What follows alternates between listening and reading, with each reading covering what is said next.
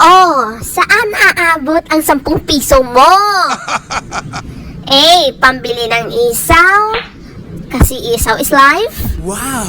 B. Pambili ng fishball, lalo na pag nagde-date kayo. Wow! Or C. Pambili ng pambansang pagkain ng Pilipinas, which is lumpia. Or D. Pambili ng crepe paper. So may idea na kayo kung bakit?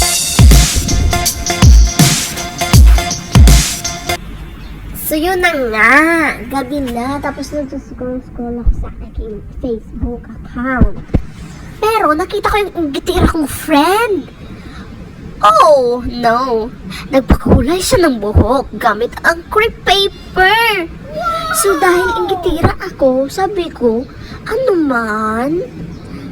May crepe paper pala ako dito na nabili. So, wait lang, ano pa bang ginamit niya? Tingnan ko muna. Pero mas maganda sa akin to, ha? O sige nga. Naisip ko, kunin ko na yung mga materials at wag nang mag-aksaya pa ng oras. Kaya ang ginawa ko, kinuha ko na agad yung crepe paper, gunting, at saka meron pang asin. Uy, hindi aswang to, ha, sa buhok to. And then lalagyan natin siya ng mainit na tubig at syempre may planggana tayo. Pagkatapos yung planggana, lalagyan na natin yung crepe paper and then gugupit-gupitin natin siya ng maliliit. Yeah, gaya ng paggupit nyo sa puso mo ng maliit. My gosh, anong sasabi ko? So, ayan na nga, struggle is real. Kasi mag-isa lang tayo, wala tayong kasama, kaya mag-isa. So, gunupit-gupit ko na siya. Tapos, tapos kung gupitin lahat, syempre, pakita ko sa inyo na ginupit-gupit ko din. Baka sabihin nyo, hindi naman siya nagupit nun. Judgmental naman kayo eh. Diba? So, ang hirap ang gupitin yan kasi yung gunting ko ayaw mag-coordinate. Ay, naku.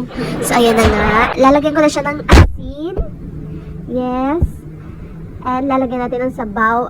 Mainit na tubig pala. Oh, nakikita nyo ba yun? Nakukuha talaga yung kulay niya kasi mainit yung tubig yung lagay natin. Huwag yung lagyan ng malamig na tubig. Bakit hindi kumulay yan? Diba? So, ang ginawa ko is pinalawan ko na siya. Siyempre, kukunin natin yung paper o papel. Then, yung matitira dyan is yung liquid lang talaga. Sigutin natin. Sayang yan, be. Kulay yan. So, yung ginamit ko dito is yung cellophane mismo ng aking crepe paper na pinagkuhanan. As you can see, pula na siya talaga. O, pati kamay ko nagpula na. So, ito yung before na hair ko. So, reminders lang po, ito ay gagana lamang kapag naka-bleach yung hair mo. So, kapag itim yung hair mo at hindi naka-bleach, huwag ka nang umasa. Nasasaktan ka lang talaga. Kasi hindi talaga siya gagana o gagana man siya, hindi siya masyadong kita talaga. Or light lang siya, diba? So, yan na yan. Lalagyan ko na ng towel and then higa na ako. Tapos, i-mix-mix lang natin siya gaya ng pag-mix-mix niya sa'yo. Charing. I-mix natin konting-konti. Ayan. So, yung gamit ko dyan is ball pen. Anything na pwede nyo gamitin. Lapis o basta. Stick na pwede nyo ihalo-halo. Parang halo-halo. So, maghihintay lang tayo ng 15 minutes. So, magsiset muna tayo ng time. Titingnan natin time check. Ready? 10. Kita mo na, day. 10:34 na ng gabi. Yeah. Ganon tayo kaingitira. Kaya gagawin natin tong vlog na to. So, i-mix mo lang siya madalas para mas lalong kumapit talaga yung color. Kaya yan, ginagawa ko. Yan lang po yung ginawa ko. Kasi nakita ko nga dun sa ingitira kong friend na yan. Yung ginawa niya, kaya ginawa rin natin.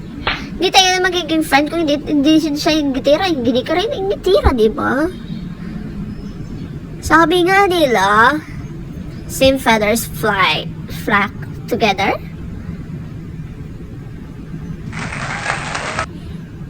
Basta intindihin nyo lang yung sinasabi ko. Ayan, i-mix-mix nyo rin ng konti. O, diba? Kukulay na talaga pati yung kamay ko. O, ayan, 10:58 na. Dapat 15 minutes lang. So, kukunin ko na yung buhok ko. So, i-ano muna natin para yung aces na water or color hindi lalagay sa ating towel. So, ayan na nga. Magpapatuyo na ako ng aking buhok. So, advice ko sa inyo, dapat meron kayong ano nga yung bilog? Blower. Para hindi kayo mahirapan. Kasi yung ginamit ko dahil electric fan lang. Sobrang tagal mo tuyo. Yan lang masasabi ko and tips ko sa inyo. So, ito na yung finished product.